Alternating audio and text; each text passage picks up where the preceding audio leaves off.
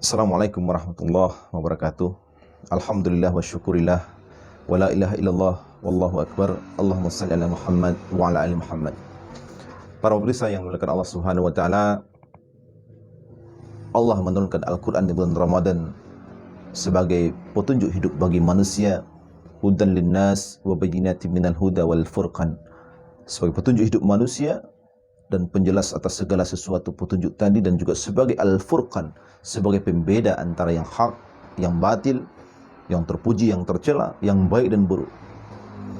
Namun mereka yang dari kalangan kaum liberal mengatakan bahwa kita ini tidak perlu selalu merujuk kepada Al-Quran dan Sunnah. Bukankah Allah telah menyatakan, Allah telah menciptakan, kata mereka, akal fikiran manusia, yang akal ini kan bisa membedakan baik dan buruk. Akal bisa menjelaskan mana yang terpuji, yang tercela. Akal bisa membedakan mana yang boleh dan tidak boleh. Ini kata mereka. Jadi tidak perlu kita ini selalu merujuk kepada Al-Quran dan Sunnah, kata mereka.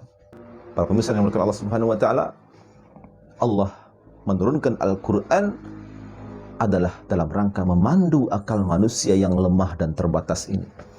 Karena Allah menyatakan dalam Al-Quran, wa asa an takrahu syai'a wa huwa khairul lakum wa asa an tuhibbu syai'a wa huwa syarrul lakum wallahu ya'lamu wa antum la ta'lamun. Boleh jadi, kata Allah, kalian membenci sesuatu padahal itu buruk bagimu, padahal itu baik bagimu. Dan boleh jadi kalian menyukai sesuatu padahal itu buruk bagimu. Wallahu ya'lamu wa antum la ta'lamun. Allah lah yang maha tahu, sedangkan kalian tidak tahu.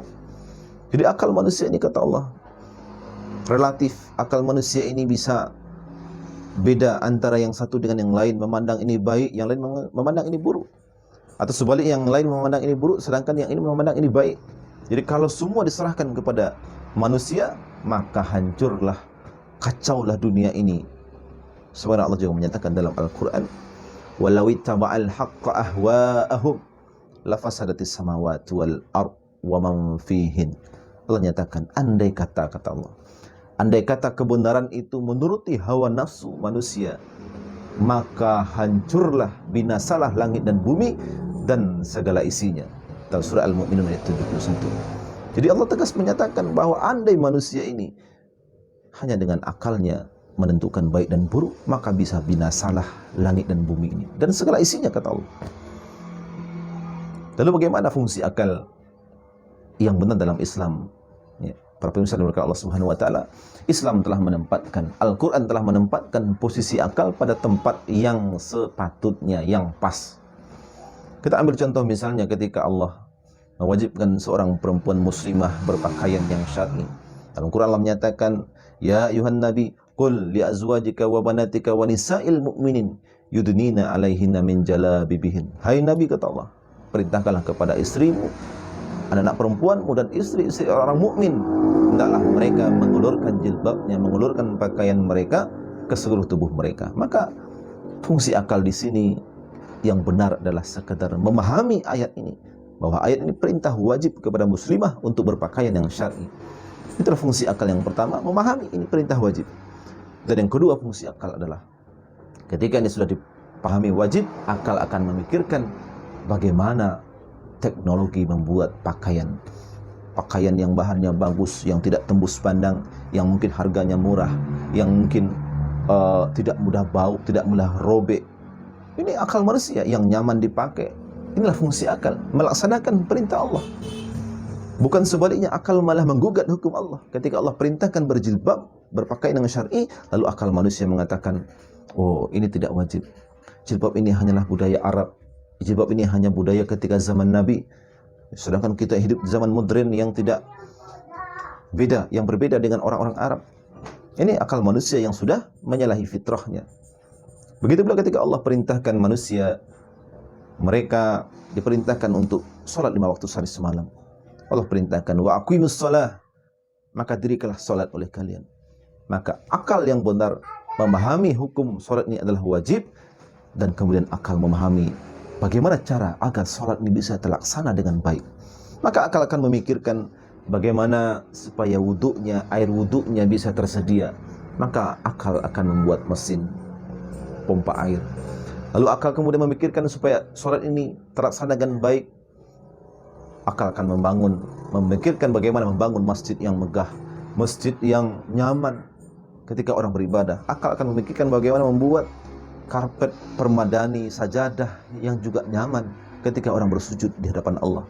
Akal akan memikirkan bagaimana kemudian teknologi menentukan arah kiblat, bagaimana menentukan teknologi supaya sholat pada waktunya yang tepat. Itulah fungsi akal. Begitu pula ketika Allah perintahkan dalam Al-Quran tentang kewajiban berjihad di jalan Allah, dan berjihadlah kalian di jalan Allah dengan jihad yang sebenar-benarnya, dalam surat Al-Hajj ayat 78. Maka ini perintah dipahami sebagai kewajiban berjihad, lalu kemudian akal memikirkan bagaimana supaya jihad ini bisa terlaksana dengan efektif dan efisien yang bisa mengalahkan musuh-musuh Allah. Maka Allah perintahkan dalam ayat yang lain, kaum muslimin harus memiliki persiapan yang matang dalam menghadapi orang-orang kafir.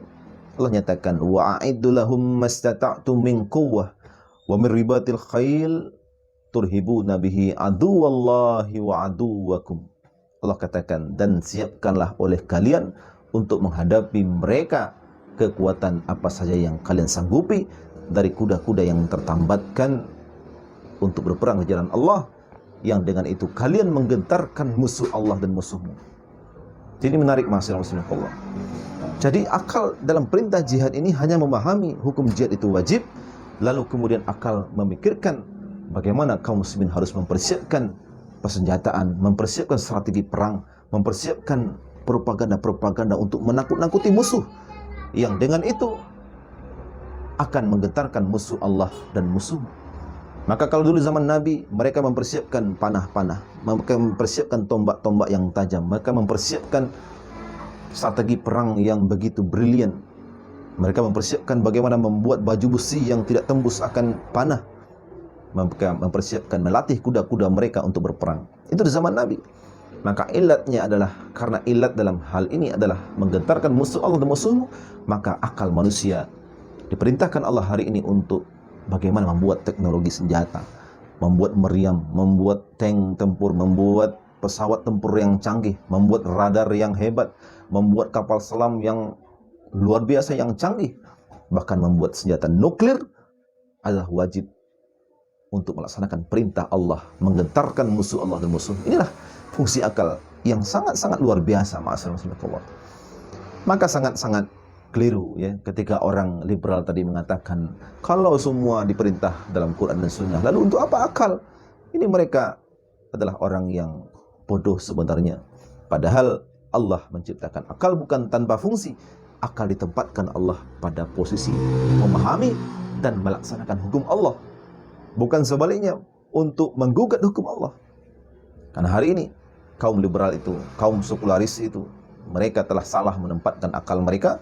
Mereka kemudian menaikkan level akal mereka kepada pembuat hukum, bukan memahami hukum. Sehingga ketika akalnya salah fungsikan untuk membuat hukum, mereka akan membuat hukum yang syarat dengan kepentingannya, hukum yang syarat dengan kepentingan pengusaha, syarat kepentingan penguasa, syarat kepentingan tarik ulur kepentingan.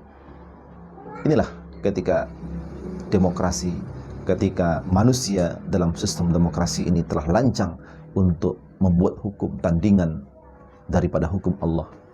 Kita menyaksikan banyak sekali undang-undang yang lahir dari produk akal manusia yang itu merugikan rakyat kita sendiri. Undang-undang Omnibus Law, undang-undang minerba, undang-undang investasi asing, undang-undang kelistrikan, undang-undang banyak sekali undang-undang yang kemudian merugikan umat Islam, khususnya merugikan rakyat kita secara umum. Jadi masalah Allah, para pemirsa yang dimuliakan Allah Subhanahu wa taala, maka marilah kita sebagai hamba Allah yang beriman, hamba Allah yang ingin bertakwa, menginginkan surganya Allah, maka akal manusia harus tunduk di hadapan wahyu Allah, di hadapan Al-Quran. Kalau mereka-mereka yang liberal, mereka-mereka kaum sekularis itu tetap berpendirian bahwa akal mereka lebih hebat daripada hukum Allah, kita teringat akan kisah makhluk Allah yang pertama kali sombong kepada Allah. Dialah iblis, laknatullah.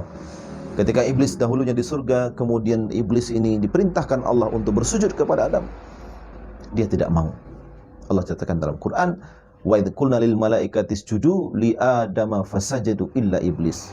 aba wastakbar wa kana minal kafirin. Allah katakan, dan ingatlah ketika kami berfirman kepada para malaikat untuk sujudlah kalian kepada Adam, maka sujudlah semua kecuali iblis, dia termasuk orang-orang yang kafir yang menyombongkan diri.